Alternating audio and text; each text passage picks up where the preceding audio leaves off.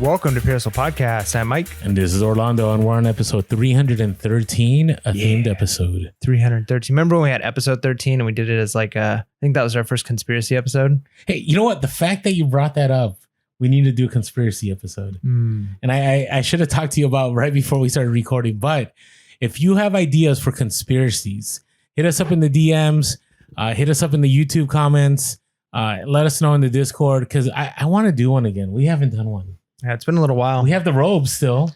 I don't think we need to go robes for the next conspiracy theory. Let's just do tinfoil hats. Those are easier. I think it's a little more obvious because I think you got to like. Does anybody even know what tinfoil hats are anymore? I think people understand the imagery of like if me and you are sitting here with tinfoil hats talking, and then like we're wearing robes. Now let me explain. It's robes as if maybe we're people behind the scenes at a secret meeting at an altar doing a special thing about an algorithm. It's like, wait, what? Why are you wearing robes? The tin hat makes sense. You know? No, I think it's the other way around. No. Like on social media, like every conspiracy thing, especially on TikTok, is always like, that one group. And it's always like there's certain people who run the world. Right. But I wouldn't even say like those groups' names because we're on YouTube. But again, those are the people who are like in the thing that the conspiracy theorists are talking about. The tinfoil hat are those of us who are like looking at that and going, that's a thing. Okay. Right? Like what side of the conspiracy so we should are we be on? like on are we on the eBay side? Had tinfoil hats. Yeah, man. We need a tinfoil hat. So yeah, give us your ideas. We look, because we've had some people in the Discord be like, oh, hey, we just caught this episode. And so Mike and I used to do a lot of stuff like that. And then things just got crazy and we just wanted to make sure we kept putting out content. But I think it's time to go back to the old days. Yeah, maybe do some fun things. Maybe even bring back some book reviews here and there. Might be fun. Yeah. Maybe different. Maybe do it a little different, a little more focused. But yeah, so cool. What are we talking about today? So I know a few months back we did have an episode that happened right after a major reseller that's on YouTube got banned on eBay. Yeah, and it was kind of one of those. We didn't address that situation. We just decided to make a whole episode about how not to get banned. Yeah, kind of generalities of like what causes issues like that to come up, how to avoid them. Because a lot of times people look at situations and they think, hey, this is going to easily happen to me. And so we wanted to make it clear that that's typically not the case. There's exceptions. But the general rule is this is a rare thing that happens, or there's a lot of things that you can do to avoid it. And you kind of, in some ways, have to go out of your way. Again, there are exceptions, but we had a whole episode kind of hoping to ease a lot of people's tensions and ease a lot of that's concern. What the purpose was. Right. And so this time around, it's a little different. And again, we always talk about we're not gurus, we just document. And so this came out of a situation I've been dealing with. I had a bag earlier this month that was sent back from eBay as not being authentic, which I know is authentic, but it killed my sales. And again, no one really knows what the nefarious algorithm is doing. But I will tell you this, within moments of the defect. So I ended up getting two defects. I got the transaction defect and the case settled without seller resolution defect. And within moments of those two being removed after contacting eBay, that as far as I know is authentic, there has to be a case for human error. And they agreed with me. And so they removed them. Sales came in.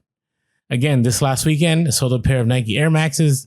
They were legitimate, but some I don't know, random kid at SneakerCon or something went through them and was like, nope, these aren't, I can't say they're authentic. And my sales died for like 2 days. And my sales went to like $100 to $200 a day, which is not a good day for me. But then the moment I had to contact eBay 3 times, we'll talk about this in a moment. The moment it got removed, $600 in sales within the hour. And I'm not saying that they're directly related, causation is not correlation, or is it correlation is not causation? Right. That's what it is. Okay. But I think there's something to be said about being careful and understanding whether you're part-time or full-time, that some things are just not worth the risk. And for me now, selling used Nike shoes that I don't have receipts for that are over $100 for me, unless it's like I thought this was a slam dunk. I thought those Nike Air Maxes were legitimate. I had no doubt in my mind, but it's just not worth it. It's not worth getting banned. It's not worth getting temporarily suspended. It's not getting a defect. And so I wanted to talk about, why it's important not to put your reselling business at risk, and then how to kind of avoid that. And I want to make sure we don't cross over too much with our episode from a few months back. You should listen to that one too. But the very first step is make sure you know the terms of service for the platform. Would you agree? Do you know all your terms of service? Absolutely not. And that's one of the things that like we have to be realistic about, that there are going to be a lot of things you're not going to know until it comes up, right? If you're a brand new reseller, you might not know you can't use the term Velcro or the term onesie until that happens. And for a lot of us, it's like, well, that's common sense. But there are other things. I mean, I've gotten Veros on items I've listed, and it's just like almost like shocking. Like, wait a minute, I didn't realize this company, I couldn't sell their item. And so you have to do your due diligence. I would say if you're in good standing and you kind of understand the general rules, you're going to be in an okay position. Now, if you're continually breaking those rules, or if you don't spend the time, I would say if you're going to sell something really expensive or questionable, where it's like, I'm not sure if like, can you sell like these types of items on eBay, like an embalmed human finger? Like, is that something I can sell on eBay? Right? I found it. Sure, that's not okay. Right, exactly, and that's what I mean. So if it's something that's questionable, then that's when you would say definitely go look. I mean, it doesn't hurt to look through it, but I mean, let's be honest. When you get any new app on a phone or anything, spend the time to go through all 197 pages of their small print terms of service. Mm-hmm. But I feel like you can at least do your due diligence when you're selling questionable items or things where it's very expensive and you want to make sure. And then if you've got random errors here and there, the first time you do the onesie thing, all right, like you get warned. But then if you're continually trying to do it, then at some point, I think that's when they realize, hey, you do know the terms of service and you're not honoring them. Yeah. And just remember, you're in their sandbox. So it doesn't matter how much injustice you feel. It doesn't matter. All the time I see people on YouTube, say I'm leaving eBay and I'm doing this. And the reality is that they have their terms of service. And no matter what, they will stick to those. Now, there are times if you have a good reputation and you have great feedback, and that's what we talked about in the episode that was related to this, how, having 100% feedback is so important. Making sure to have free returns on eBay, making sure that, everything is up to par will help you out. But the problem is that every platform has different things. And so you have to know that. So for example, on eBay, you could get away with selling something new in box, even though the box is damaged, right? As long as the item inside is new, you're good. But if you do that on Amazon, you can get a lot of trouble. If you sell like 50 items like that and you get like 10 bad reviews or maybe even 5, you might get banned, right? So it's very important to understand. It's very important to understand, Mercari has, I would say, lesser requirements as far as like they're not as stringent as strict. Is stringent a word? They're not as strict as eBay. And when it comes to, selling certain kinds of items, right? Bonanza is not as strict when selling kinds of items. But for example, on Bonanza, I get stuff banned all the time because there's some like political stuff, I guess. And it hasn't been anything like terrible that I've sold. I can't remember what it was. I'm gonna look it up. But on Bonanza, they very much appeal to a certain demographic, I guess. And so they do not want certain items sold on their platform. And so they'll automatically ban that. Yeah, it makes me think of the like the Dr. Seuss book incident where you couldn't sell certain Dr. Seuss books. And it was hard because my Oh, here it is. Was it a Dr. Seuss? No, it was a Washington Redskins snapback. And on Bonanza, it was a no-go. It was prohibited. But on eBay, it was fine. Right. Right. Yeah. Go ahead with the Dr. Seuss. Yeah, no, I was just gonna say it's like the same kind of thing where you couldn't sell those 2 or 3 Dr. Seuss books on eBay. I mean, you could for a few hours until they posted something saying you couldn't, and listings being pulled if you had it up. And my dad bought for my first son like the entire Dr. Seuss collection. So we've got these books sitting in this collection. And it's like, I've got so many Dr. Seuss books. I'm not going to read these. If I could sell this book for $200, why not? Right. So throw it up on eBay. It gets pulled down. Well, you couldn't sell that there, but you could still sell it on OfferUp. You could still sell it on Craigslist. You could still sell it on Facebook Marketplace. There are other places you could still sell it. And so you just had to just know that, hey, you just have to know, can I do that on this platform? If not, then is there another platform I can? And not try to push it. We could have kept pushing because we saw other people selling them and getting away with it on eBay. Ours got pulled. Had I put it back up, I'm sure I would have had a suspended or at least a warning on my account, right? Because you'd been warned, and I could point the finger and say, hey, but what about them? What about this person? You didn't block them, and they just sold one 5 minutes ago. It's like the police officer that pulls you over for speeding. Yeah. That never wins an argument. Yeah. I mean, that's a terrible, I mean, I think even think as a teacher, right? When you tell a kid, hey, I need you to stop doing that. Well, they're doing it too. And it's like, I understand. You're responsible for yourself, right? Like I caught you. You're responsible for you. Let me figure out, for them. So yeah, you can't, even if you look at it as injustice, it is what it is. You've got to do what's right in following their platform, whether or not you agree with it. You're signing up. And the reality is if you do get banned or you do end up, like you said, taking a major L on your account, my metrics, right? Yeah. And all of a sudden your numbers are way down and you're not selling and the algorithm is coming after you and all of those things. It takes a lot of time to get your account reinstated if you can, and or to get whatever you need to get removed. I mean, we talk all of the time that eBay is pretty good at taking your side if you've got a good reputation, if you've shown you've done your due diligence, if your account is in good standings, if you're not a constant complainer, if you follow those things, you get that negative feedback, you get that return, you get a couple of zeros, whatever it is, you can call them, you can deal with them, you can go through a couple of messages, and eventually, in our experience, most of the time it gets resolved. There's exceptions. Somebody can say, I was totally wronged and eBay never corrected it. That does happen. I'm sure it does. And it's probably going to happen to me at some point. But normally they fix it. But who's got the time? Like, did you enjoy spending all the time you had to spend to get that thing taken off? I had three phone calls. It literally took me probably 2 hours until it finally got resolved. Now, it was worth my time. Right. But if I could turn back the clock, I still would have sold it. But I know now that pretty much, like I said earlier in the podcast, anything that's Nike, that's a pair of shoes that's over $100, I'm probably not gonna sell on eBay. It's not worth the headache. And because you can't, here's the thing, you can't argue. Right. You could appeal, and I did appeal, but ultimately, how many times can you appeal? Yeah. And like getting a second opinion, right? Like that's a pretty tough thing. Like I knew somebody when I was young. I was trying to go through become a correctional guard. Okay. And I knew somebody who was going through the same process, and they were in the middle of the hiring process, and you have to go through like a physical, and then you go through, a psych eval and like all these things. Well, he got to a point where the psychiatrist said that this person wasn't like, they didn't approve of them to move into the field. Right. And I'm like, man, that's awful. Like what's your next step? And he's like, well, I was told by like the recruiter guy that I can pay for my own second like person to like evaluate me. And if they evaluate me and say that I'm capable, then the psychiatrist that failed me gets to choose a third psychiatrist to do a third one, and then that to be the tiebreaker. And I'm like, well, if he failed you, he's not going to pick somebody.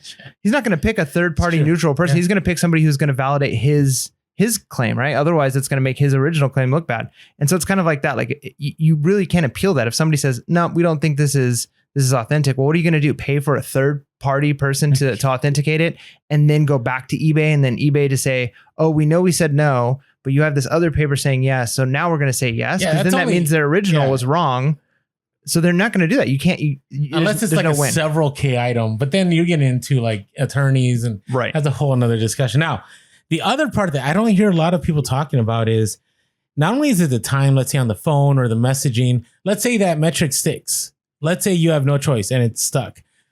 The only way to overcome that is by a lot of more sales, which is going to, I think in the long run, going to end up costing you more money, because now you're going to be taking a lot more offers. Now you're going to want to sell stuff, because the more you can sell, the better your metrics get, right? It kind of gets washed into all the other sales that you have, that eventually that percentage, right? So if that percentage is, let's say, point whatever 10, and you can't have higher than 0.20, right? You're going to have to sell a lot more to get that percentage down to a 0.05, right? And so there's a lot of time, there's going to be a lot of money spent, and it's not worth it. So it's better if you're wondering about something, or you're like, some people make a lot of money on the CPAP machine, or a lot of people make money selling this baby item, or these Nike shoes, they look pretty legit. I mean, there's a couple things off, but the risk is worth the reward. I would say no, it's probably not. Now, here's the last one, and I know this is hard to say, and I say this all in love. Okay, eBay does care about its sellers. I truly believe that. At least most of them. Okay. I mean, eBay doesn't have to do an eBay open. eBay doesn't have to send swag. eBay doesn't. And Mike and I disagree on this a little bit. A little bit, yeah. But I don't think eBay really needs to. I think eBay would be just fine if they never did an eBay open again. They never sent swag. I think they'd be okay. They'd be okay because guess what? People are still going to make YouTube videos about eBay. People are still going to talk about returns. People are still going to talk about how eBay changed their life because now they're full-time sellers and so on. But here's the thing. How many times have you seen a major YouTuber go, I'm done with reselling. eBay's been too much. I'm moving on. How much of a dent do you think that's made in eBay's business? Yeah. Well, bad publicity is obviously a big deal that they want to. But only if you're like Kanye or something, not like even let's say the people that have 500,000 subscribers and there's like a handful of them. Even if they got out of the eBay selling business, I don't think eBay would take a hit. Well, now if you're talking about that, they're not going to take a hit with their store, like one or two even big resellers, you're a full-time reseller, you're bringing in 6 figures or double that, right? You're bringing in quite a bit of money. eBay can lose you because the fees that they're getting, and it's not going to make a huge dent. Now, where I do think it would make a difference, and I'm sure eBay does take a lot more into consideration, is when you're dealing with if you've got somebody who's got 500,000 subscribers and they're averaging 40 to 50,000 unique people watching their video. If all of a sudden you take 50,000 people who are pretty diehard eBay and you've got somebody blasting eBay and they respect that person, that's going to make eBay doesn't want that kind of bad publicity. True. I just don't think the numbers would change. Because how many times, and I'll give a real life scenario. And so how many times have you been at a job and like somebody was unjustly fired or something, right? And everybody's like, oh, I'm going to quit. Like I'm done with this place. And how many of those people quit? Right. No, that's Nobody. The thing is if it's 1 or 2 people, for sure, it doesn't matter. But what I'm saying is when it's a really big person, it does matter. It does matter if like a celebrity in the field. Let us know in the comments. Do you think it matters? I'm sure. Let's go back to when eBay execs were sending things in the mail, inappropriate things to the eBites people, right?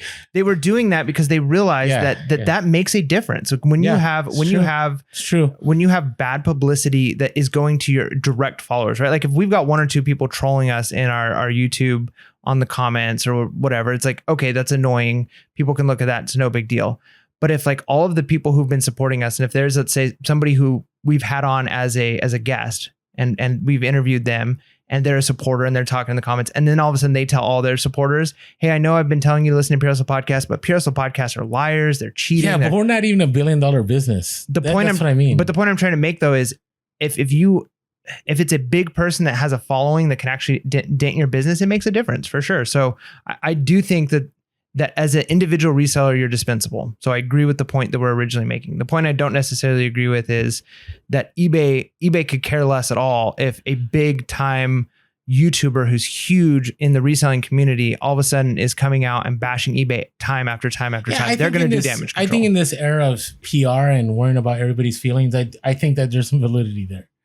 But I do think, and I'm repeating my point, but I don't know. I mean, we had that major YouTuber that was banned. I guarantee you that, and even his discussion, like he said, I've had multiple conversations with eBay. We're leaving on good terms. I know all of that was because of, I almost guarantee you there was some kind of an NDA signed and they had to do what they had to do. And I appreciate that they followed through and that this guy handled it well, but they knew that had they have not done it in the way they did and appease him, I'm sure he had to be appeased in some way or another. That unless they had something.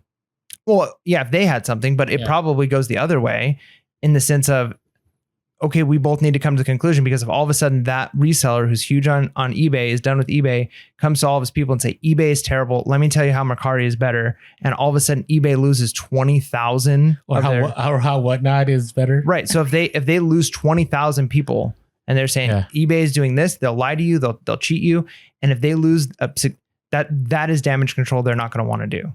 Right. So I do think it matters when it's big time people, for sure. 100%. That's the reason they sponsor and support and do those things for those resellers who come to things like eBay Open, right? Is because they know these people have pull and that's advertisement and they don't want that negative publicity. See, I'm the other way. I just think eBay organically understands that they're built on secondary resellers, and that's why they do what they do. Because if you look at their, I don't want to get into this too much, but if you look at their major PR campaigns, a lot of them, they're not like the Mercari, the One Not commercials and all that are going after the secondary sellers, right? They're going after generally, like the latest one was about eBay Motors, right? About selling car parts, right? And how many YouTubers, I mean, not that we know, maybe there's a whole another eBay Motors like YouTube space that we don't know about.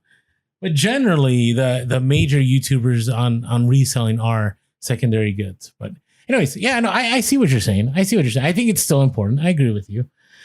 All right, hey, listen, another thing that we do care about, though, and we sincerely care, is every single one of you that have signed up to help us out and support us on Patreon. Yeah, our Patreon, Rolando and I were actually just talking about this before the podcast, that, it's doing the podcast, it's a lot of work. We put a lot of time and energy into it. We know that sometimes it can be a little bit annoying when it's like we're talking about our bald heads again, and it's like, all right, here we go. So we get that, and we understand. We thank you for dealing with that. But the number one reason we're able to keep doing what we're doing and put out this content, do the research, is because we have listeners who value what we're saying and they want to support what we're doing. A lot of you who sign up for Patreon, the $5.55 a month, you're not even doing it because you're trying to get into the special Discord cook group, which we have a Discord. It's not a cook it's not a cook group. But it's not because of that. It's just because you're just saying thank you, right? Thank you, Pierce Podcast. You give me a lot of information. It's worth it to pay a little bit throughout the year for the hours of content that you give every month. So it's because of people like you, we're able to keep doing what we're doing. And as a bonus, because of that, our content stays free, and you have access to our Discord group, which is a really cool community where, again, it's just a place where you can learn lots of things. You can interact with other resellers, kind of get a chance to get out of the do it on your own bubble and meet some other people, talk to some other people, get some questions answered, maybe offer advice. Because I'll be honest, a lot of the people in the Discord, they're better than we are, right? They know a lot of things that we don't know about, categories we don't know about. And so it's not the Mike and Orlando show. It's just a place for resellers to come together and say, hey, how do we make more money doing this and enjoy it while we do it? So again, thank you for those of you who support us. You supporting us on Discord and or rather on Patreon is what keeps the lights on. It's what keeps us going. And it's what makes sure every Wednesday you've got at least an hour of content to listen to about the reselling life. And we got mini-sodes too. That's right. Mini-sodes. So head on over to patreon.com/PiercePodcast or go to the link below and help support PHP. All right. Now, how can you put yourself at risk? Yeah. Let's talk about ways to help ensure that you do get that you destroy your business. You do get banned or you do get ruined as a reseller. Because if you know how to do it, then you can avoid it. That's true.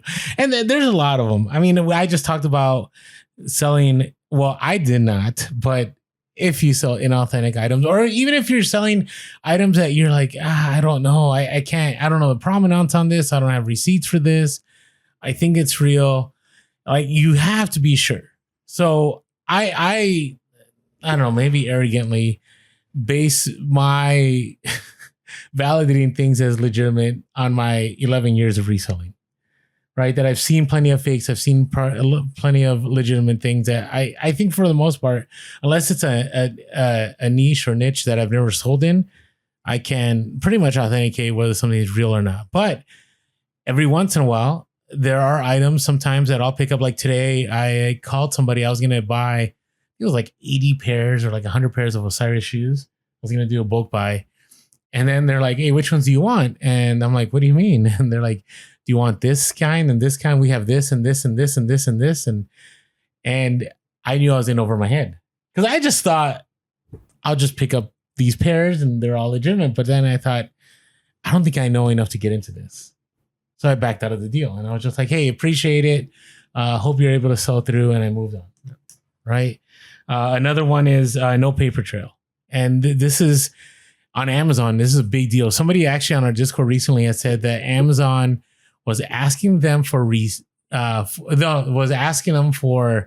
documentation on stuff that they were selling merchant fulfilled. So that's a big deal. What that means is merchant fulfilled is the items that you directly ship out to Amazon buyers. So there's fulfilled by Amazon where you ship it out to a warehouse and then they ship it out when it sells. Now, usually you were asked for documentation for Amazon FBA, but now they're asking people merchant fulfilled. And I think it might depend on what item it is that you're selling. But it used to be that you could like send receipts and you were fine. And I guess now some people are finding out that even the receipts aren't working out. Now they want actual invoices from companies.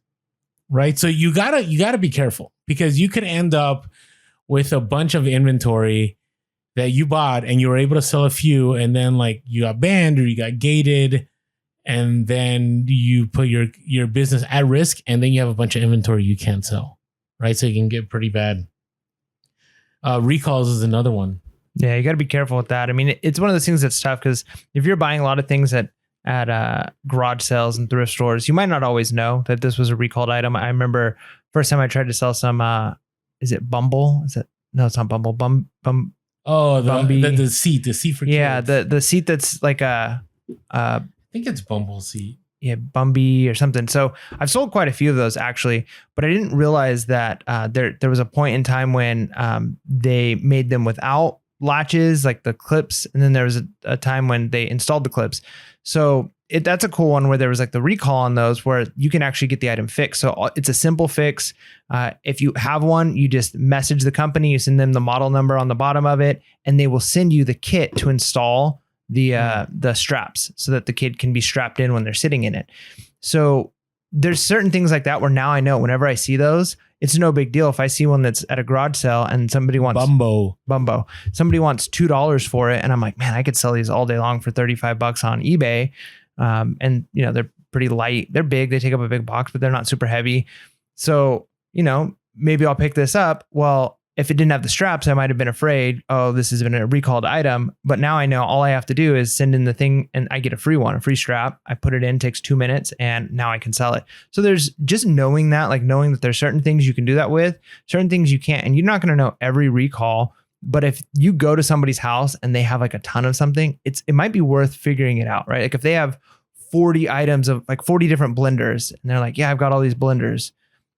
Ask the story, like, hey, how did you end up with these? What? And it might be like, yeah, I used to work for the company, and you know, these were like models that we'd use as display models, and they were throwing them out, so I took them. Okay, perfect, cool. That's a reason you take them. Or it could be somebody, you know, bought out a whole bunch of recalls or something happened and they can't be sold, right? Or somebody was a vendor of them and now they can't sell them.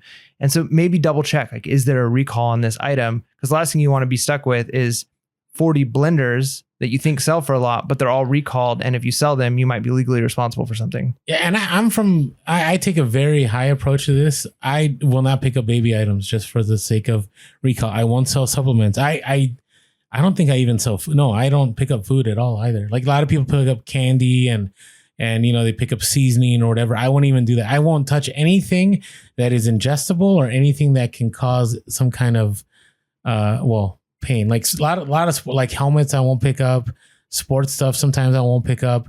It's just not worth it to me. It's just not worth either getting sued. It's not worth maybe getting banned. It's not worth getting suspended. All those things will put you in danger if you know you're not wise about what you're picking up. It's good. Now, how good are you at shipping? Have you always shipped on time? Yeah, shipping on time has been something that I would say has been 99.9% of the time we've gotten it out. Maybe there's been a couple of times in the reselling career of like I was late getting home because of traffic, and then by the time I got home and then got it packed and then got to the post office, the postman had already took off, right? And it's too late for the day. It's going to go out the next day. Luckily, a lot of times eBay, not that they go solely off of when the shipping label is printed. Usually, I mean, as long as it's not late, you're fine. If the customer doesn't complain that it arrived late, then even if you ship it the day after, in our experience, you're typically okay. But if you've got a habit or you've got a consistent pattern of shipping out late, it's not getting to the post office in time, or you're not printing the labels, at least printing the labels by the time they're due. It's going to crush your metrics. It's going to put your store in bad standing. And that's the thing that people don't realize is that one little thing puts your store in bad standing in the way that is going to affect every aspect of your store. Because then let's say that's happened to you. You're chronically late with your shipments, and you've got a lot of returns because of people saying that, you know, your items weren't as described. And then you send that thing in to get authenticated and it gets denied. That's when it's going to be, hey, I'm sorry, we're not removing this. You just sold remember, an authentic the item. less you sell, the worse your metrics can be. Yeah. right? So for example, I've had one time where I didn't make it to the post office and I had 20 items that had to get that had to get scanned the next day. But that's okay if you're selling several hundred items a month, you're good. But let's say you're selling, 40. Yep, then that's 50%. That's 50%. Like, it's a percentage. Yeah, it's a percentage game is really what it comes down to. If you have one return for every 40 items you're sending out, no big deal. If you shipped 2 items this month and you got 1 return, that's a much bigger deal, even though it's the same number of returns. So percentage wise, it's a bigger impact. And it goes both ways. Like the more items you sell, the more risk you are at. Each of those items potentially could be an issue. So that's a thing. But yeah, shipping on time is really important. And just having good customer service is important. If you have bad customer service, and it goes along with what we were saying earlier, as far as having your store in good standing, if you're known as your store of not resolving the issues, because I mean, that's one of the ways eBay will close out a case. That's one of the worst defects you can get. Is close without seller resolution. If you're not able to work it out with the customer, I mean, it's like anything. Like anytime people come to you, if you're a parent, you probably get this. As a teacher, I get the same time you have kids come to you and they're bickering and complaining. You kind of just want to say, figure it out, right? And after you figure it out, if you can't figure it out, then come to me. But if you come to me for everything, and you guys can never figure it out, and you as the seller, you have the burden of proof. Right. As the seller, you're the one this is more important for, this is a bigger deal for than the customer. It is for the customer. So you've got more, and it makes sense. It's like if you're the older sibling, right? If you're the older sibling by a lot and there's a really younger sibling you have and you guys are bickering and fighting, the parent is going to expect that the older sibling is going to be the responsible one. Like, hey, you should be responsible here. And I think eBay looks at that with a seller. Like if you are a seller, they might have responded to you and said, this item came and you guys are blankety blank, blank, blank, blank. Okay. Well, eBay looks at you and says, okay, that's the customer. No, you're a business. Now be responsible, right? Like you shouldn't respond with a string of curse words in your response, right? Even though if they called you names and they were being rude and mean and hurt your feelings, let's act like a responsible business. And so if you've got bad customer service, and there's a lot of it more than just being rude to customers, but if you're not willing to offer a refund or not willing to offer returns if it's a significant issue, if you're not willing to answer a question, if a customer bought something and they say, hey, when are you planning on shipping this out? And you don't respond, and you don't respond the next day, and then you finally ship it and you go, well, I had 3-day handling, so it wasn't late. But if you never told the customer, if they asked and you say, hey, I normally ship out on Tuesdays, that's my policy, it's Monday today, so it'll be shipped out tomorrow. Just feedback. Talk to the customers. Because I guarantee you it shows up on your account. I know for a fact, because I don't know what eBay's looks like, but I used to work at a call center, and when a customer would call in, and I worked for DirecTV, and it was the installation department of DirecTV. And so it would be if a customer moved and they're having their installation, like they have to reinstall their satellites and stuff. We'd pull up that account. The technician is arriving there. Next thing you know, the customer is like, this technician is late and they're trying to say it. And then we pull up their account and it was all color coded of every phone call we've ever had with them. And the red ones were like, this is an irate customer. Have you seen I got 3 red ones this weekend? I don't know. Right. I don't know. So you could quickly see like, oh, this customer, we have had several interactions with them and they are maybe off the rocker. Right. Yeah. Or if you've got like lots of good conversations with customers, you click through a couple of them and you quickly see like customer was very polite, was able to resolve the issue. They rescheduled, whatever the situation is, that makes a difference. And so I don't know exactly what eBay's looks like, but there's got to be a way that if you've called a few times and you have a record of bad customer service, they're going to know. Like they know. No, I agree. And again, it's always worth it to just take that return and just eat the return than have a mad customer. Now, granted, understandable. If it's something that's worth several $1,000s, it's a whole nother discussion. But most people that are listening on the podcast aren't selling Rolexes. They're not selling, super expensive items. Now, we all get those $500,000 items that we sell, sometimes several $1,000 items. And I find that generally the higher end items don't cause you problems. But if it's something that's like $20-$30 and the person's being irate and they're causing problems, and just let them return it. And this is why I very much advocate a return policy, because a return policy allows you to show more customer service. Even if that means just giving a partial refund, at least you attempt it. And that's what eBay needs to see. Amazon's very big. Amazon's very big on you just got to eat the return. Doesn't matter what it is. And then you got to, this goes back to terms of service. This is why I will not sell used electronics on Amazon, because I don't want to get into an argument with a buyer about an item working and they're saying it's not working. And then they sent me junk and I have to just eat it. I'd rather sell on eBay, because at least on eBay, I can do a partial refund. And if they escalate it, and usually I would say eBay has sided with me every single time and will say, hey, you reach out to the buyer, you try to make it right, you give the partial refund, we'll take care of it. Now, if I'm always selling stuff that isn't working, then maybe eBay might change its mind. So make sure that you're going that extra mile. Don't get heated. Don't get upset. Remember, just like the Godfather said, it's just business, right? It's just business. It's just business. All right. Hey, so social media. Yeah, we're on it. If you haven't checked us out, make sure to follow us on there. And, I always appreciate all of that I'm learning there too on social media. And we're always dropping content there. So check us out. We are Pure Hustle Podcast on Instagram, Facebook, and TikTok. We are Pure Hustle Cast on Twitter. You could always give us a call at 619-738-1170. That's 619-738-1170. Or shoot us an email at purehustlepodcast@gmail.com. That's purehustlepodcast@gmail.com. Yeah. And if you're listening to us for the first time and you want to see what Mike really looks like on the podcast, jump on over to YouTube. You'll never believe it. We always get those comments. Whatever you're thinking, it's not that. Hit that subscribe button and hit that bell notification and smash that like button right now. Just to let people know that you appreciated the podcast. And as always, we appreciate all of you that are over on Apple iTunes that leave us a review and let us know how much you appreciate the podcast. We're hoping to get to 700 here. We are the most listened to reselling podcast, and it's because of everyone that tunes in. And it does help a lot when people go in there and they say, hey, we really enjoy this podcast. So I just wanted to share a few of the latest reviews here. We're still at 4.9, which hurts my feelings, but that's okay. We'll get over it. All right. Right. So this comes from Chris Bocino. My phone's going to die any moment. So, Bocino, they pronounced it. Okay, and said, I was in the reselling game back in the early 2000s before smartphones and comps. Good for you. OG. Like, I respect there. Got back into it by happenstance. It's a word not used very much. A few months ago, much easier now. Found your podcast. I've been binging on it for about a month. Currently on episode 146 and listen to it every day. Lots of windshield time with my job. The hustle of the week literally gives me goosebumps at times. Keep up with the great work. I appreciate that. I can't believe 146 episodes. Yeah. You're halfway there. You're almost there, man. You're almost there. And hey, just imagine in like a few more months, if he keeps up at it this pace, he's going to hear his review read. There you go. All right. This one, just I'll read one more here.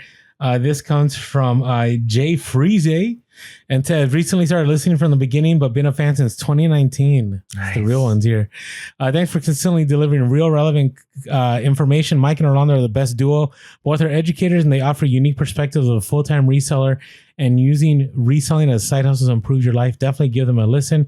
You stand to gain a lot of knowledge. So really appreciate, again, these reviews keep us motivated, keep us going. It also lets people know, hey, this is why you should listen to this podcast. And so it moves more people to listen in. So thank you so much. Appreciate all of you that have left us a review and detailed info. Yeah, make that algorithm work in our favor. There you go. Come on, hustlers. It's the freaking hustle of the week. Yeah, hustle of the week. All right, our first one comes from Jertron, who's from our Discord. With a zero. With a zero. So this is one of those times where it's really cool being on the Discord, because, I mean, you get the hustles of the week if you follow our hashtag hustle of the week, which was our hashtag. Let's reclaim it. But the cool thing with the Discord is you just get more of them in there. People talking about things, bolos, that kind of stuff. So this was one.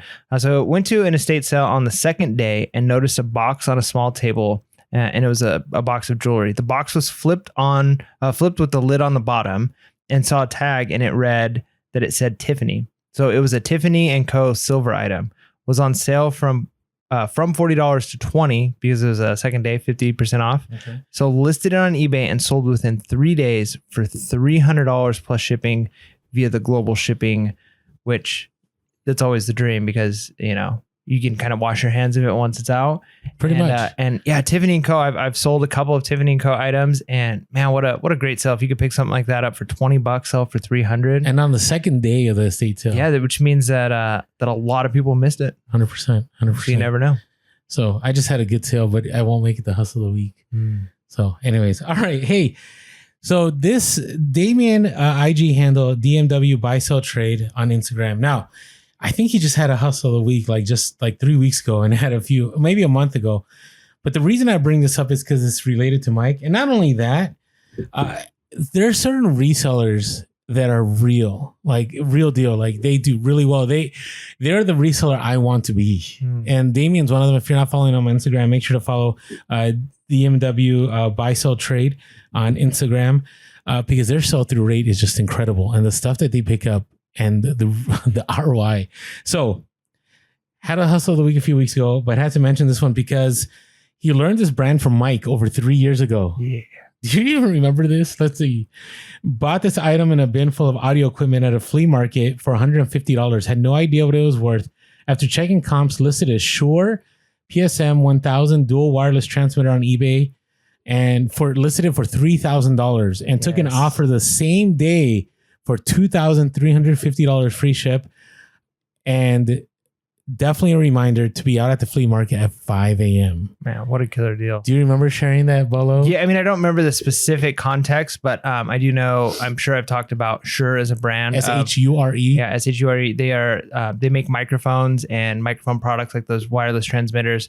And it's like on the high end, right? It's like you can go to a store and see a guitar, and there's like guitars that are worth like $100 and there's guitars that are worth like 5,000, right? Mm-hmm. And to the untrained eye, it's like, well, guitar is a guitar, a microphone's a microphone. But the reality is there's certain brands that just the quality is better or they have a following. And so Shure is one of those brands.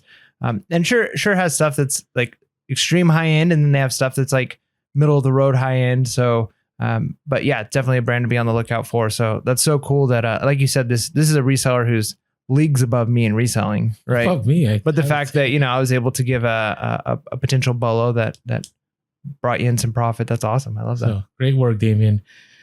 All right. Our next one comes from Daily Caffey from Discord. We love these Discord ones. It's pretty cool. So went to the store that shall not be named. Dun, dun, dun. Someone on our Discord said they started calling it Volder Store. What does that mean? Like Voldemort? Is that from Harry Potter? Yeah. I mean, because it's he who shall not be named. Like that's where that. So I'll be real. And hopefully my son doesn't listen to this podcast. I watched all the Harry Potter movies for the first time this summer. But I gotta say, I don't know if I paid attention the entire time. But I mean, that's where you got the store that shall not be named. Was it? No, I got it from. It was like I thought it was like from a M. Night Shyamalan movie. Like no, I'm like he's with the Puritans or something. I'm like 99% sure that you got it from Harry Potter because Voldemort is he. How about if I just got it from my mind? He who shall not be named. Which okay. Anyways, so Volder Store. I love it. Store that shall not be named. And found 2 wooden hoops in a bag for $2.99. Listed a vintage 7-inch wooden queen embroidery hoop with a tension wheel, which was felt lined, in 12 hours for $200 plus shipping. Nice. $2.99 to $200. That's the kind of ROI I like. And I don't even know how it was recognized. Like how do you know that apparently if there's felt in the inside of the embroidered hoop, it makes it vintage. There you go. Now we know. Now you know. If you didn't know that, which I mean, who doesn't know that? But I mean, now you know. We should do like a G.I. Joe sound. Did you ever watch G.I. Joe? It's like knowing it's half the battle. G.I. Joe. Yeah. Should we let us know in the comments below? Should we bring back more soundboard stuff? I think we should. I mean, there is the level of like it's cheesy. Cheese. Yeah. We can go like extreme hardcore radio show where they have like tons of sound effects every 2 seconds. It's like the chicken doing its chicken cluck, and then somebody woo woo, and then like that gets obnoxious. Okay. All right. So what's your hustle of the week here, Mike?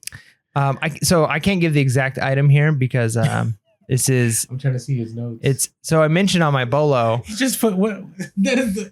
I can't even see it. Like his notes. Cryptic. It is cryptic. It's cryptic. Wow. So I mentioned on the last episode with what I was excited for. I mentioned I was going to Disneyland, and my goal while I was there, and I didn't even want to spend a whole bunch of time on this. I was just like, if I just so happen to, while I'm walking around, find an item or two that I can pick up and then make it pay for, because the tickets were paid for me and my family because my niece was having a birthday, and so they paid for us.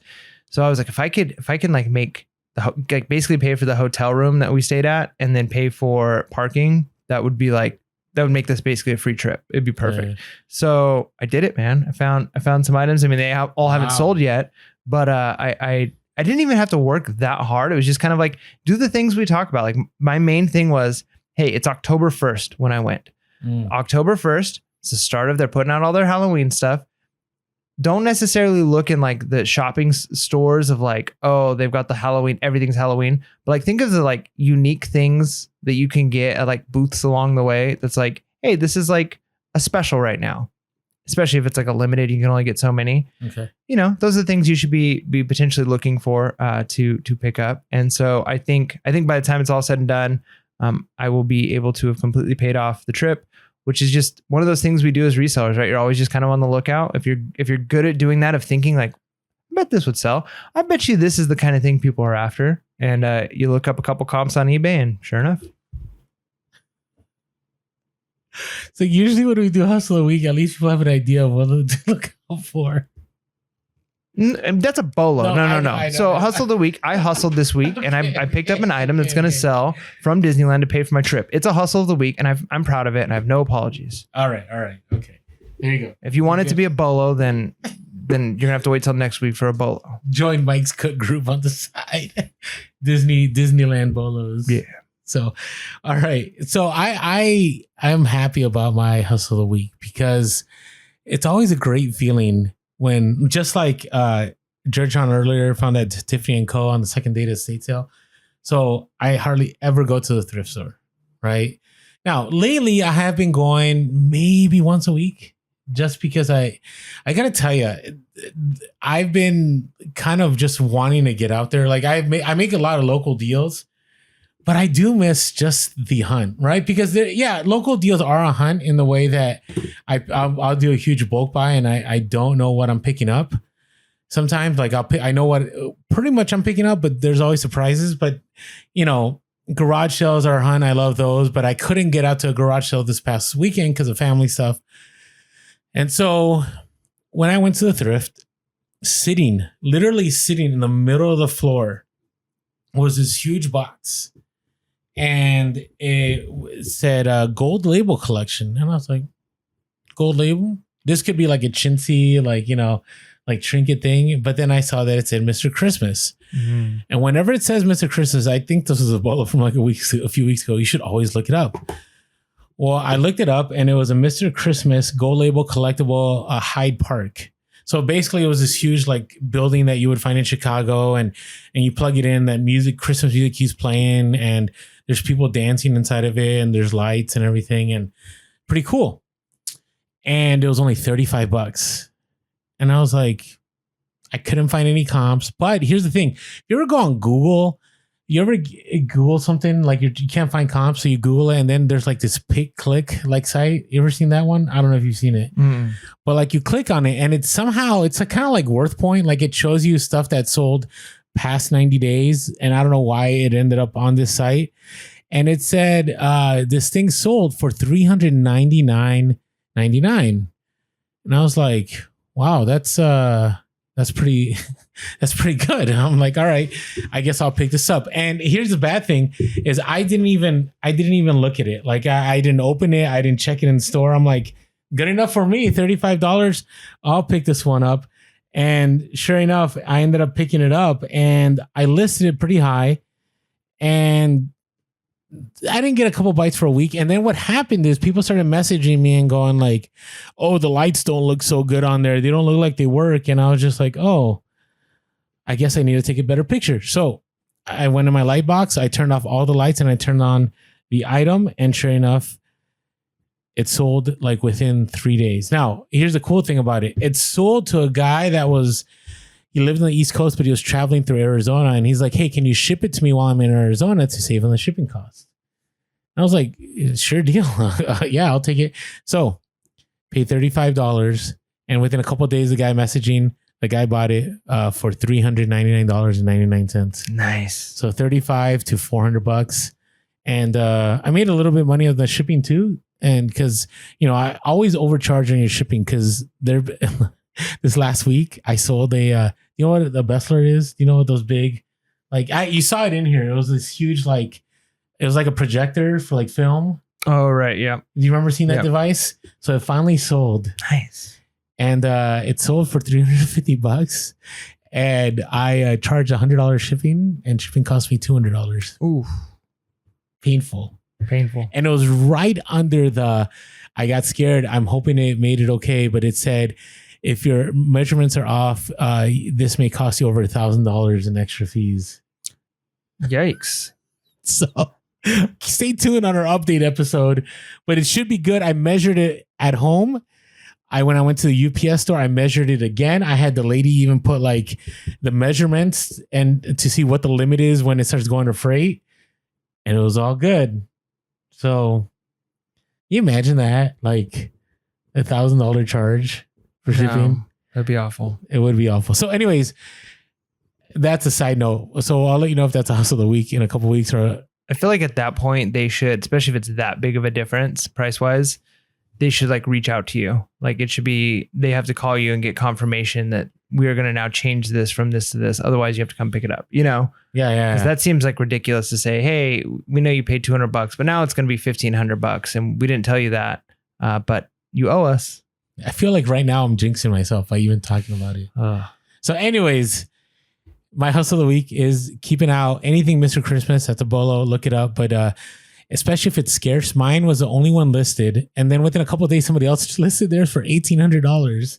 Whether they'll get $1,800, I don't know. Maybe I should be a watcher on there. Let's see. But then again, that's not good. That hurts your metrics. Not my metrics, but their metrics. All right. Thank you, everyone that shared your hustle of the week. Yeah.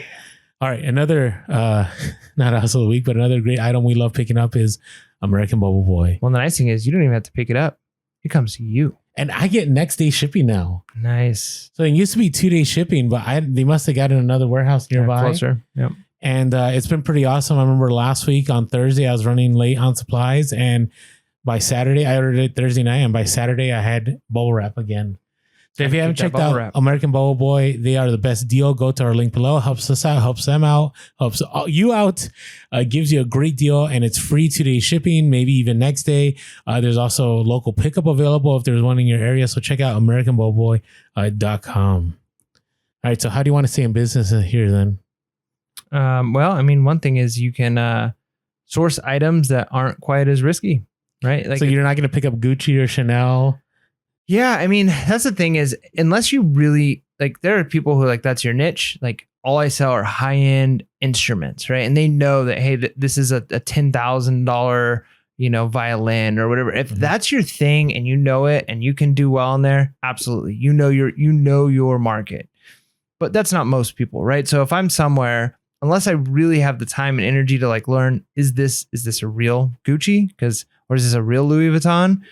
Most of the time, it's not. If it's at a garage sale and they're, only charging $20 for it, right? Or at a thrift store. Anytime I see Louis or Gucci or Coach or any of that stuff at a thrift store, I'm just like, pass, right? Because there's no way I'm going to trust that whatever is being sold there is real.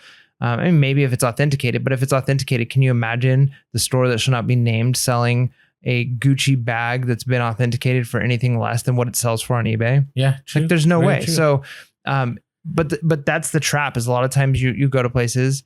No, that's not to say that you can't pick up high end items when you're at garage sales and thrift stores. You just got to be wise with what you're doing. I mean, if I'm in a neighborhood where it's multi-million-dollar homes and they've got some high end items out and they've got some Tiffany jewelry and they've got a couple of pieces of expensive designer whatever, I'm probably going to be more likely to say maybe it's worth the risk here because most likely this is real. Versus I'm just in the regular average neighborhood. So I'm not going to be picking up the riskier items. A lot of times those things like take a long time to sell anyway. So just pick up the stuff that's kind of the bread and butter and then find the items that are the cool home runs here and there. But don't source the stuff where it's like, whew, this could be a fake or there could be something major wrong with it, right? Certain electronics, unless you really know and can test certain things like computers, if that's your market and you know how to wipe them, you know how to reformat them, you know how to kind of refurbish them, great. Otherwise, be careful because you might sell a computer that somebody gets and they go, I can't unlock this. This is password protected. And next thing you know, you're getting dings on your account. Yeah, because you might think you're already spending that money in your mind, right? Going, oh man, if I sell this, I'll make $2,000. Mm-hmm. But what if it's not real? And then your store gets suspended and then you lose $2,000, right? And then you get that defect. It's not worth it. So again, I'm a big fan. Here's the thing. I have always been one of find the stuff that isn't going to cause you a lot of problems. You know, like cowboy boots, very hard for there to be fake cowboy boots, right? I don't think there's a market, right? But there is a market for fake Louis. There's a fake market for Chanel, fake market for Gucci. But, you know, baseball gloves, I don't think there's fake baseball gloves, right? And there's high-end baseball gloves, but even those don't get faked as far as I know, right? Yeah. Sunglasses, be careful of. Yeah. So be aware of what you're sourcing. You don't want to get stuck in a situation, especially if you might think here's a rule of thumb. If it's like a high-end item and you're getting an extremely good deal, chances are there's a reason you're getting that extremely good deal. Right now, there are the diamonds in the rough, right? I don't know, you buy a jar of like broken watches at a garage sale and in there's like, you know, a Rolex. Maybe real, maybe, right? I don't know how you would verify that. I was watching a guy on TikTok. He does like Rolexes, and this guy came in with a $7,500 Rolex. And what's crazy is that the Rolex, parts of it were real and parts of it weren't. So it wasn't that it was just a fake. It was just like the way it wound was fine, the motor or whatever was fine, but like this glass here was fake and this part was fake. And I'm like, again, like, I just wouldn't play that game unless you really, really are learning what to pick up. And this is an easy one. Be accurate in your listing and shipping, right? If you can't ship at a certain time, then extend your shipping, right? Just make that happen. Yeah, be accurate even with like pictures of like all flaws. 24 of your pictures. Okay.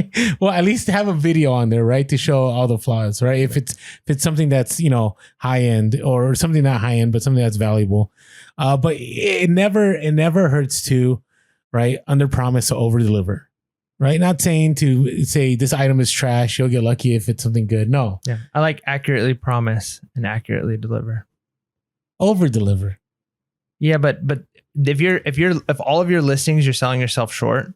No. I'm not saying do that, but there's some people that you can over deliver in like customer service. But I feel like it's hard to over deliver on the product itself unless your pictures were bad and your listing was bad. Which it does happen. Well, it happens, but I'd rather not. Like I'd rather make it look as good as it is. If it's really nice, I want it to look good. So I'm not gonna under like, hey, you know, I'm not gonna make it look as nice because that way they'll be happy when they get it. So, but the sentiment I think is right. Like you want them to get it, and I think where you can definitely over deliver, and that kind of goes into our next point is in the customer service. Like you can over deliver in, you know, being prompt with replies. Being thankful, leaving them a very thoughtful comment. I'm sure it makes a difference for them in the same way, like when you get the random A++ buyer would buy from again. You're like, all right, or seller. You know what I mean? Like when they say something like that, you're like, thank you. It helps. I appreciate the positive feedback. But when you get the positive feedback where somebody says something like, this was amazing. It came even faster than I thought. It was wrapped really great. I've been looking for something like this for a long time. I'm so glad to work with this seller. They answered my question. Like when you get a comment like that, like it means more to you as a person, right? Because you're like, all right, this, and if somebody else, another customer is looking at your account, that feedback looks more appealing than just A++. Oh no, my favorite feedback that I get is great packaging as always.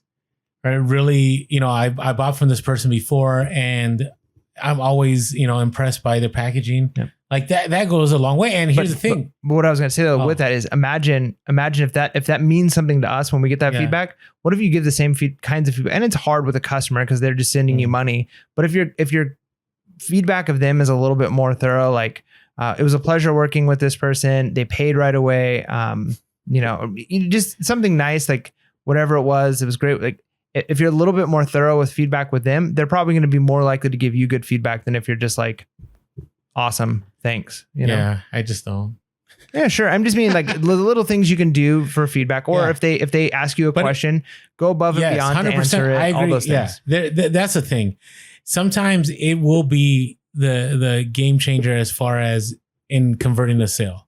And I know that's not what this episode is about, but I can tell you, like, I've had people contact me and ask me questions. And the fact that I was willing to answer those questions led to a sale conversion. Now, there's the other side of going the extra mile with customer service, and the fact that, again, you're trying to keep yourself from putting your business at risk, right? And so if you're always courteous, always kind, always going the extra mile, eBay sees that in the messages, right? Just like you said, it's very possible that they color code you, right, in their call center, right? It's the same scenario here with messages. Like, they know the people, like when you call and let's say you have somebody that claims something is fake and you got into this huge argument, like, you know, you must accuse people all the time. I looked at your records. I see all the bad feedback you gave people. Like, don't even go there. Don't even go there with the person. Just say, hey, listen, I know you're unhappy with the item. You are welcome to send it back for a full refund. No questions asked, and just leave it at that. Right? Because everything in you wants to fight this back. Everything in you wants to get into this argument, right? Or there's the times that, you know, you ship out something and it gets damaged and you know you packed that really well, right? But you still end up getting something damaged and giving that partial refund, even though you know it's not your fault. It may be a good thing. Now, this is also, just like you said earlier, leads into our next one. Your reputation is everything, right? Because if you're right away getting bad feedback, having things break in the mail, getting accused of sending fake stuff, you're gonna be done. Like, your reselling career is gonna be over pretty fast. But if you, for over a long time, can have consistent, solid sales, consistent, solid feedback, doesn't have to be 100%, but 100% positive feedback on eBay helps. Having 100% on Amazon helps, but you know, I have a 96%, but that's because people take forever to give you feedback on Amazon unless you use a third party. But those things help, because when you make that phone call and you've been accused of selling something fake, or somebody accuses you of trying to, you know, be shady about something, if you have that great reputation, chances that platform is going to want to ban you or keep you from selling is going to be pretty low, because you've been a consistent seller and they want to keep you as that seller, right? So I actually agree with you, Mike, from earlier in the podcast, that people do care. Yeah. Again, I don't think eBay cares so much at the individual level. I mean, they do, but the big squeaky wheel gets the grease, right? Yeah. So always fight every negative feedback. Always fight every defect, because you never know. You might get slammed with one or two in a row, and that could end up banning you. But if you took care of one of them and you get hit with another one, it's not, the blow is not going to be as hard. So you want to make sure that you are keeping that reputation as best as possible. Get all the defects removed. Get all negative feedback removed. Keep your record clean. That's right. So hopefully with everything here we shared here, you don't put your business at risk, especially this Q4, especially the fact that there's always people looking out there to buy things, and you want to keep that cash flow moving. And with that being said, make sure to be real, be relevant, and be reselling leads. Peace.